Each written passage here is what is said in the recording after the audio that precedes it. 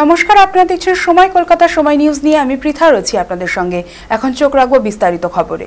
আবারও এসআইআর আতঙ্কে আত্মহত্যার অভিযোগ। দক্ষিণ 24 পরগনার ভাঙড়ের জয়পুরে শফিকুল গাজী নামে এক ব্যক্তি গলার গামছায় ফাঁস লাগিয়ে আত্মহত্যা করেন বলে অভিযোগ। পরিবার সূত্রে জানা গেছে, রাজ্যে এসআইআর শুরু হওয়ার পর থেকেই আতঙ্কে ভুগছিলেন শফিকুল। বুধবার সকালে তার ঝুলন্ত দেহ উদ্ধার হয়। পরিবারের দাবি, শফিকুলের কাছে কোনো বৈধ পরিচয়পত্র ছিল না। বরাবর বলতেন, আমার ভাই বাবা কেউ নেই, কাগজ নেই, কি হবে আমার।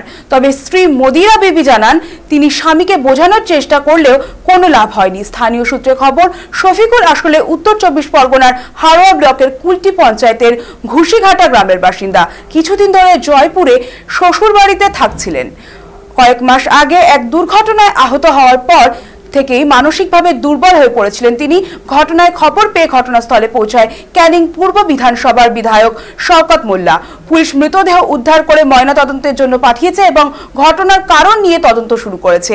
এই ঘটনাকে কেন্দ্র করে এলাকায় ব্যাপক চাঞ্চল্য ছড়িয়েছে। এই নিয়ে এসআইআর আতঙ্কে মোট 9 জনের অস্বাভাবিক মৃত্যুর অভিযোগ উঠল।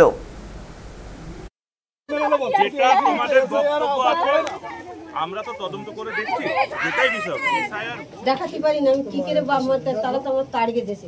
আমি কোন এতে আমি সেই মুখলে যাব, তা যাক, আমার ভাই মরে না। আমি জানি বিষয়টা এখনো তার গালগুলো কিছু জ্ঞান বার হবে। সেখানকার কোনো মাথায় কাজ ওই যে বলে আমার কোনো পরিচয়পত্র নেই, ভাই বাপ কোনো নেই, আমি কি করে, তোর তো আছে আমার তো নেই বলে হঠাৎ শুয়ে পড়লো। সকালবেলা বলে চা খেতে গেল, এসে আমি ছাগল বাঁধছি, ও এধারে এসে ওই এসআইয়ের জন্য এখানে শ্বশুর বাড়ি। হ্যাঁ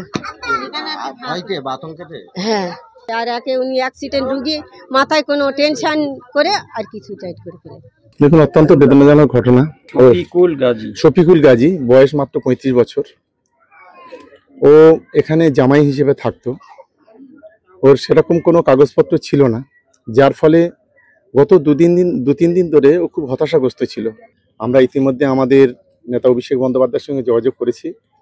উনি অবশ্যই বলেছেন যে তুমি যাও, পরিবারের পাশে দাঁড়াও, আমরা সব ধরনের সহযোগিতা করব। দেখুন, এটা সম্পূর্ণ বিজেপির চক্রান্ত। বিজেপি চাইছে এই মৃত্যুর হোলি খেলা করতে। আজকে সেই মৃত্যুর হোলি খেলাটা গোটা বাংলা জুড়ে চলছে। একের পর এক মানুষ এই এসআইআর আতঙ্কে মারা যাচ্ছে। দেখুন, আমরা তো চেষ্টা করছি, আমাদের সরকারও আছে সবার পাশে, একজন মানুষের ভোটাধিকার যাতে না কাটে সেই এটা হচ্ছে। কিন্তু তারপরেও মানুষ দেখুন তারপরে আতঙ্কিত হয়ে পড়ছে। যেখানেই এখন যা মৃত্যু হবে সব এসআইআর এর আতঙ্কে হবে। যেরকম পশ্চিমবঙ্গে ডেঙ্গুতে কেউ মারা গেলে ডাক্তাররা লিখতে পারেন না যে ডেঙ্গির কারণে মৃত্যু, এবার হয়তো সার্কুলার পাঠিয়ে, সেটা তো কোনো সার্কুলার ছিল না, কাগজে কলমে ব্ল্যাক অ্যান্ড হোয়াইটে তার সেটা বলা হয়নি। কিন্তু আপনারা প্রত্যেকেই এটা জানেন, ডেঙ্গিটা লেখা যায় না। তো এখন বলে দেওয়া হয়েছে বিভিন্ন সরকারি হসপিটালে, যেখানে কেউ হৃদরোগে আক্রান্ত হয়ে মারা গেলে, কারোর দীর্ঘদিনের কোনো যদি ক্যান্সার আক্রান্ত কোনো পেশেন্ট থাকে তিনি মারা গেলে, কারো স্ট্রোক হলে, হঠাৎ বড় মাপের কোনো শারীরিক অসুস্থতায় যিনি মারা যাবেন, তাৎক্ষণিক কোনো মৃত্যু হলে সেই মৃত্যুর কারণ এসআইআর। সারা দেশে কোনো লোক মারা যাচ্ছেন না, যত মারা যাচ্ছে পশ্চিমবঙ্গে, কারণ এখানে রোহিঙ্গা বেশি, বাংলাদেশি অনুপ্রবেশকারী বেশি, ভুয়ো ভোটার বেশি। হ্যাঁ, এক জায়গায় খালি জমিতে ভোটার বেশি, এইসব কারণে ভয়ে এগুলো চলছে। তৃণমূলের ভয়, তৃণমূল ভবিষ্যতে মারা যাবে রাজনৈতিকভাবে।